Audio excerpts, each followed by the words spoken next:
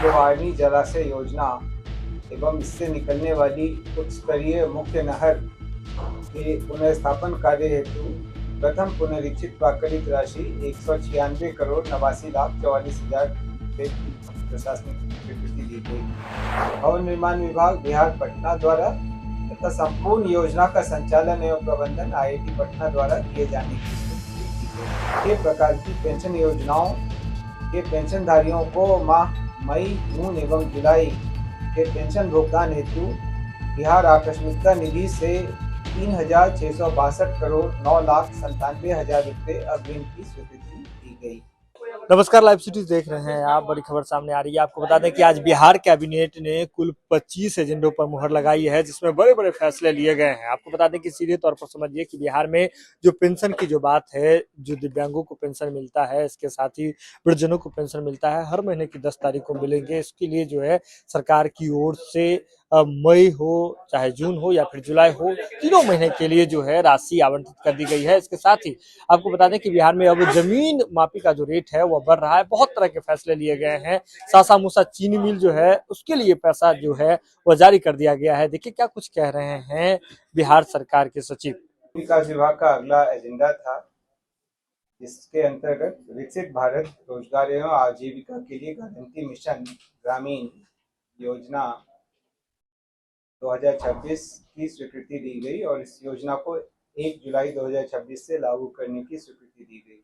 आप अवगत हैं कि मनरेगा के स्थान पर अब यह योजना विकसित भारत जी राम जी योजना लाई गई है। इसे लागू करने के लिए ही मंत्रिपरिषद द्वारा यह स्वीकृति दी गई। जल संसाधन विभाग का अगला एजेंडा था, जिसके अंतर्गत डकरा नाला पंप नहर योजना के अवशेष कार्य के लिए पुनरीक्षित प्राकृतिक राशि 251 करोड़ 55 लाख रुपए की प्रशासनिक स्वीकृति दी गई। इसकी पूर्व की राशि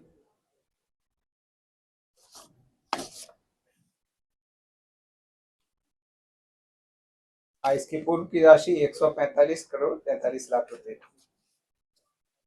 जल संसाधन विभाग का ही अगला एजेंडा था, जिसमें बाढ़ प्रबंधन और सीमावर्ती क्षेत्र कार्यक्रम के तहत योजनाओं में ऐसी योजनाएं जो केंद्र सरकार द्वारा स्वीकृत हैं, लेकिन केंद्रांश अभी उसमें नहीं मिला है, तो केंद्रांश की प्राप्ति की प्रत्याशा में विभाग द्वारा कराए जाने वाले कार्यों के लिए 50% तक के उपयोग और निकासी एवं व्ययन की स्वीकृति दी गई।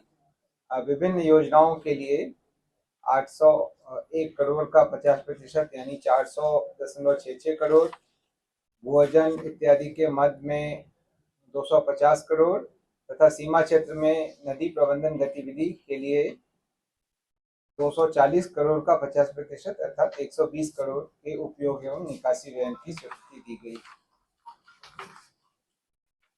जल संसाधन विभाग का ही अगला एजेंडा था, जिसके तहत सिंधवानी जलाशय योजना एवं इससे निकलने वाली उच्च स्तरीय मुख्य नहर के पुनर्स्थापन कार्य हेतु प्रथम पुनरीक्षित प्राकृतिक राशि 196 करोड़ 89,44,000 रुपये की प्रशासनिक स्वीकृति दी गई। नगर विकास एवं आवास विभाग का अगला 4 एजेंडा है। छठे एजेंडा में अमृत 2 के अंतर्गत बिहार शरीफ में IND एंड STP निर्माण परियोजना हेतु लागत राशि 101 करोड़ 63,33,464 रुपये की प्रशासनिक स्वीकृति दी गई। यह STP में जो सीवेज है और बाकी पानी है उसको पहुंचाने के लिए इंटरसेप्शन एंड डाइवर्सन मैकेनिज्म के निर्माण के लिए इस योजना की स्वीकृति दी गई। साथ ही साथ STP के निर्माण की भी स्वीकृति दी गई।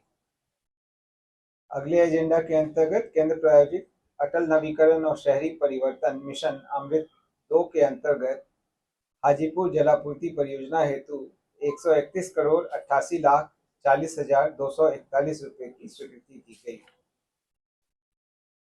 अगले एजेंडा में इसी योजना के अंतर्गत बेगूसराय सीवरेज नेटवर्क एवं STP निर्माण के लिए 375 करोड़ 86,61,872 रुपये की प्रशासनिक स्वीकृति दी गई।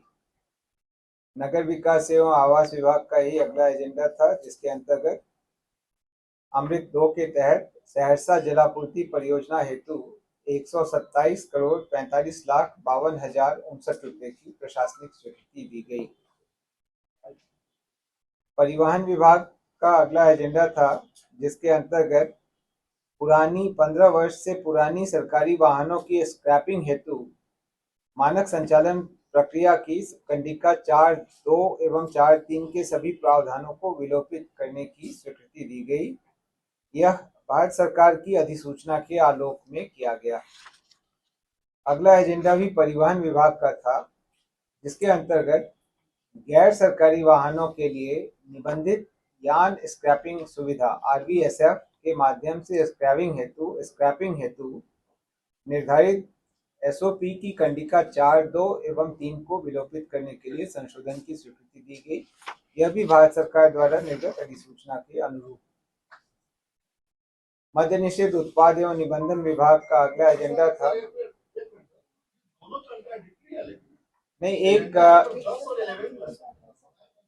एक सरकारी है, एक गैर सरकारी है, ठीक है, ये आप ध्यान से देखिए। 12वां एजेंडा था मद्य निषेध उत्पाद एवं निबंधन विभाग का, जिसके अंतर्गत श्री मणिरंजन, जो तत्कालीन जिला व निबंधक समस्तीपुर थे, उनको सेवा से बर्खास्तगी का दंड अधिरोपित करने की स्वीकृति दी गई। मद्य निषेध उत्पाद एवं निबंधन विभाग का अगला एजेंडा था, जिसके अंतर्गत मंत्रिपरिषद द्वारा स्वीकृत बिहार स्टाम्प सेवा प्रदाता अनुज्ञप्ति एवं ई स्टाम्प की आपूर्ति नियमावली 2026 के नियम 12 में उल्लिखित प्रावधानों के अंतर्गत सेवा प्रदाता के लिए अधिकतम क्रेडिट सीमा 10 लाख रुपए निर्धारित करने और बिहार स्टाम्प सेवा प्रदाता अनुज्ञप्ति एवं ई स्टाम्प की आपूर्ति संशोधन नियमावली 2026 की स्वीकृति दी गई।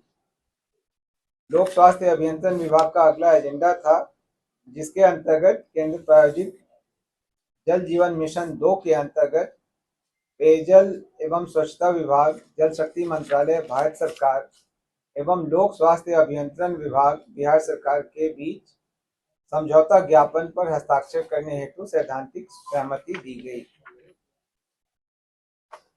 अगला एजेंडा वाणिज्य कर विभाग का था, जिसके अंतर्गत बिहार वाणिज्य कर विभाग क्षेत्रीय लिपिकीय सेवा भर्ती एवं प्रोन्नति सेवा शर्त संशोधन नियमावली 2026 के गठन की स्वीकृति दी गई। वित्त विभाग का अगला एजेंडा था, जिसमें एनआईसी के माध्यम से बिहार एसएनए स्पर्श के संचालन के लिए अगले 2 वर्षों के लिए मनोनयन के आधार पर 5 करोड़ 75 लाख 39,000 रुपए की स्वीकृति दी गई। सहकारिता विभाग का अगला एजेंडा था, जिसमें राष्ट्रीय स्तर की सहकारी संस्था नेशनल कोऑपरेटिव एक्सपोर्ट लिमिटेड हेतु राज्य में कार्यरत सहकारी संस्था Bihar state cooperative marketing union limited Biscomaun को राज्य स्तरीय नोडल एजेंसी नामित किए जाने की स्वीकृति दी गई। सहकारिता विभाग का ही अगला एजेंडा था, जिसके अंतर्गत प्रधानमंत्री फसल बीमा योजना को वित्तीय वर्ष 26-27 के रबी मौसम से राज्य में पुनः कार्यान्वयन किए जाने की प्रशासनिक स्वीकृति दी गई। सूचना प्रौद्योगिकी विभाग का अगला एजेंडा था, जिसमें राज्य के सभी विभागों, निगमों, निकायों, बोर्डों इत्यादि में क्रियान्वित ई क्रय ई प्रॉक 2.0 के संबंधित निविदा शुल्क में पुनरीक्षण की स्वीकृति दी गई और अंतर्राष्ट्रीय निविदाकारों हेतु निविदा शुल्क के निर्धारण की स्वीकृति दी गई। अब इसमें अंतर्राष्ट्रीय निविदा का भी प्रावधान कर दिया गया है ई प्रॉक में। सूचना प्रौद्योगिकी विभाग का ही अगला एजेंडा था, जिसमें आईआईटी पटना रिसर्च पार्क के निर्माण कार्य का कार्यान्वयन भवन निर्माण विभाग बिहार पटना तथा संपूर्ण योजना का संचालन आईआईटी पटना के द्वारा किए जाने की स्वीकृति दी गई। यह पूर्व में ही दी गई स्वीकृति में संशोधन है। सूचना प्रौद्योगिकी विभाग का ही अगला एजेंडा था, जिसमें incubation centre IIT Patna phase 2 के अंतर्गत हॉस्टल का कंस्ट्रक्शन भवन निर्माण विभाग बिहार पटना द्वारा तथा संपूर्ण योजना का संचालन एवं प्रबंधन आईआईटी पटना द्वारा किए जाने की स्वीकृति दी गई। 22वां एजेंडा सामाजिक सुरक्षा से रिलेटेड था, समाज कल्याण विभाग का, जिसके अंतर्गत सामाजिक सुरक्षा पेंशन योजना अंतर्गत संचालित सभी प्रकार की 6 प्रकार की पेंशन योजनाओं के पेंशनधारियों को माह था। समाज कल्याण विभाग का, जिसके अंतर्गत सामाजिक सुरक्षा पेंशन योजना अंतर्गत संचालित सभी प्रकार की 6 प्रकार की पेंशन योजनाओं के पेंशनधारियों को माह मई, जून एवं जुलाई के पेंशन भुगतान हेतु बिहार आकस्मिकता निधि से 3,662,9,97,000 रुपये अग्रिम की स्वीकृति दी गई। इससे सुनिश्चित होगा कि पेंशनधारियों को ससमय पेंशन मिल सकेगी। स्वास्थ्य विभाग का अगला एजेंडा था, जिसमें बिहार राज्य नैदानिक स्थापना रजिस्ट्रीकरण और विनियमन संशोधन नियमावली 2026 की स्वीकृति दी गई। उद्योग विभाग का अगला एजेंडा था, जिसमें बिहार औद्योगिक निवेश प्रोत्साहन अधिनियम 2016 की धारा 10 के अंतर्गत राज्य निवेश प्रोत्साहन परिषद SIPB को एकल नोडल एजेंसी के रूप में प्राधिकृत करने, इससे संबंधित विभागों के अधिकारियों की प्रतिनियुक्ति एवं क्लियरेंस हेतु मानक संचालन प्रक्रिया के निर्धारण के लिए राज्य निवेश प्रोत्साहन परिषद को प्राधिकृत करने की स्वीकृति दी गई। इससे अब ये सेंट्रलाइज्ड सिंगल विंडो बेहतर तरीके से काम कर सकेगा। राजस्व एवं भूमि सुधार विभाग का अगला एजेंडा था, जिसमें बिहार काश्तकारी संशोधन नियमावली 2026 की स्वीकृति दी गई। इसमें मूलतः नगर निगम, नगर परिषद एवं नगर पंचायत के लिए रैयती जमीन की मापी हेतु प्रति खेसरा 2,000 रुपये और अधिकतम 8,000 रुपये मापी शुल्क निर्धारित करने की स्वीकृति दी गई तथा ग्रामीण क्षेत्रों के लिए 1,000 रुपये और अधिकतम 4,000 रुपये खेसरों की संख्या 4 या अधिक होने पर मापी शुल्क निर्धारित करने की स्वीकृति दी गई। इस प्रकार आज 25 मामलों में मंत्रिपरिषद द्वारा लगभग डबल किया गया है। एग्जैक्ट मैं देख करके बता सकता हूँ, आपको विभाग बता देगा। विभाग बताता कब है? अच्छा लाइए मैं बता देता हूँ।